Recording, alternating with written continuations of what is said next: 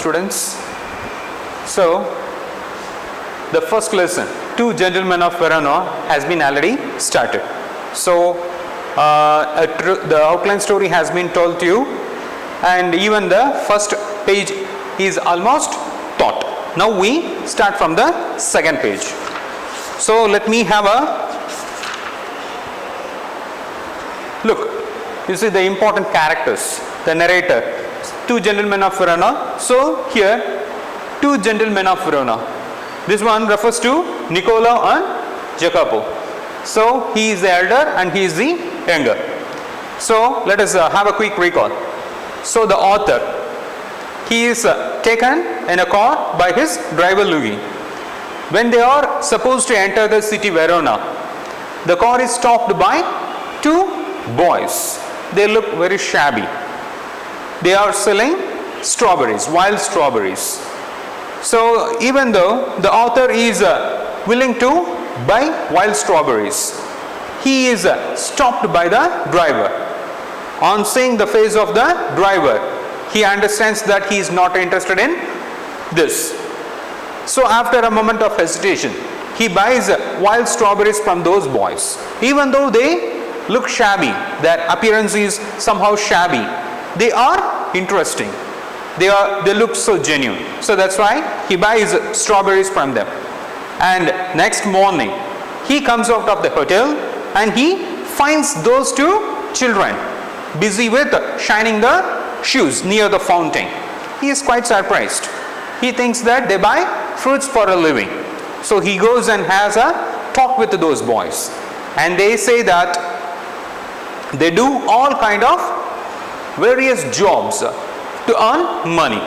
So even the author finds them very useful, even for buying American cigarettes and for reserving seats for music concerts and for visiting a good restaurant. They have been very useful. Moreover, he is quite surprised because he knows very well that they earn money because they work very hard. But nothing is much spent on clothes, good clothes and food. So that's why he feels surprised and he asks them whether they have any plan to move to the States. So they reply that they may like to, but they add they have other plans. Again, it is surprising for the author. He just wants to know what the reason can be. But when he asks them what those plans are, there is no response from those two boys. So he doesn't want to have, he doesn't want to keep asking them questions. So he offers them.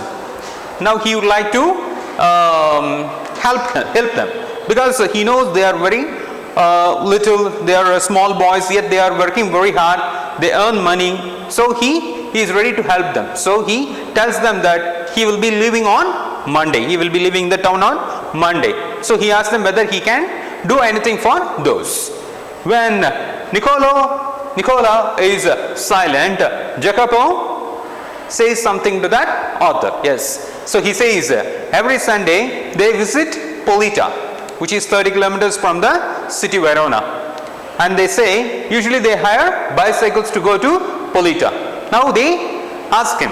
Now this man, this little boy, asks him whether he could send them in his car. But his driver won't be available that Sunday. So he determines to take these two boys to Polita. Now again he gets surprised. So what could be the destination is? So he thinks what kind of destination it will be. So he doesn't ask them any questions. He simply takes them in his car and he starts driving and they are taken to Polita. There the car is stopped near a red roofed villa. And because they ask him to stop the car near that villa. Initially it looks like a villa. They just get off the car and they say they would be back in an hour. And they give him some suggestions to have a drink in a cafe which is in the place. and he simply agrees. So they enter the villa. So after a few minutes, he just follows that and he knocks at the door. So the door is opened by a nurse and he says, I have just dropped in those two little boys, and she recognizes, yes, so they are Nicola and Jacopo, and he is taken by the nurse to the place where their sister is admitted. She is suffering from tuberculosis of the spine. Actually, before the war, they were somehow happy. But his father was killed in that war. So they became rebels against the Germans. Unfortunately, they couldn't build a proper career for them. It is because of their sister who is suffering from tuberculosis of the spine. But they don't give up. They keep working very hard to manage because they have to pay for the treatment given to their sister. So on hearing the story from the nurse, he is somehow shocked because these two are very young children, yet they work hard, they earn money, they don't even spend money on food or clothing. They are determined to save the life of their sister, and this is very surprising to him, and he just wants to show them some appreciation. So he feels proud of them. He feels proud of their determination to save the life of their sister. And he goes and waits in his car. After they come back, they are again taken to the city Verona. But none of them speaks. No word is uttered there. So what has been highlighted here is the determination to save the life of their sister despite their age. So mankind is still there.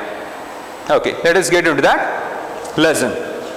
So the author comes out of the hotel and he is surprised to see the little boys who are very busy shining their shoes near the fountain. Now he goes to the place and starts talking to them. I thought you picked fruit for a living, I said. So he says, I thought you were just selling fruit, sir. That's it. We do many things, sir, Nicola answered seriously. Now only he comes to know that they do various types of jobs. He glanced at us hopefully. Often we show visitors through the town to Julian Tom and other places of interest. So he says he can act as a guide for the tourists. So the tourists can be taken to different places which are very famous in the town. To Juliet's Tomb and some other places that are very famous there. Alright, I smiled. So the author smiles at them. You take us along. So, if you are, and we can be also taken by you. As we made the rounds, my interest was again provoked by their remarkable demeanor. So their appearance and behavior, both these have done something to the author. They were childish enough and in many ways quite artless. What do you mean by artless? Still they look innocent. They are not mature. If they are mature, they will act differently. Since they are innocent, they are artless, which means they don't wear any mask. They don't hide anything. So they are so transparent, it seems to that author. Jacopo was lively as a squirrel. Nicola's smile was steady and engaging. So one seemed to be so mature. Who is that? Nicola. And Jacopo is a very active person. He is just like a squirrel. You might have seen a squirrel jumping here and there between the trees. Yet in both these boyish faces, there was a seriousness which was far beyond their years. So despite their age, there is some kind of seriousness in the eyes of those two boys. In the week which followed, we saw them frequently, for they proved extremely useful to them. So the author have found them really very useful to them. Them means here it refers to the author and his driver Luigi. If you wanted a pack of American cigarettes or seats for the opera or the name of good restaurant, so whatever they wanted, it would be given or they would be helped by these two little brothers. Niccolo and Jacopo could be relied upon to satisfy our needs. So their needs are fulfilled by these two boys. If they would like to reserve seats in a famous restaurant, they would do that. And if they are wanted to take them off, they will do. What struck one most was their willingness to work. So what is quite surprising is this: they don't make any complaints. They are willing to work. They are working hard. They are not complaining. Still they are ready to work even harder. Under the hot sun, they shine shoes, sold fruit, hawked newspapers. Hawk means crying out, which means shouting loudly to sell something. Conducted tourists around the town and ran errands. So they sell strawberries, they sell fruits, they shine shoes, they take the tourists around the town, and some other odd jobs are also done by these two boys. One night we came upon them in the windy and deserted square. Deserted means unoccupied, so no one is there. Resting on the stone pavement beneath their lights. Niccolo sat upright tired. A bundle of unsold newspapers lay at his feet. Jacopo, his head resting upon his brother's shoulder, was asleep. It was nearly midnight. So it was night time, midnight. Yet they are found on the pavement. It seems they are waiting for something or somebody. So he sees them and again he gets surprised. What are they doing in the midnight? So, why are you out so late, Niccolo? He asked Niccolo why they are there. Waiting for the last bus from Padua. We shall sell all our papers when it comes in.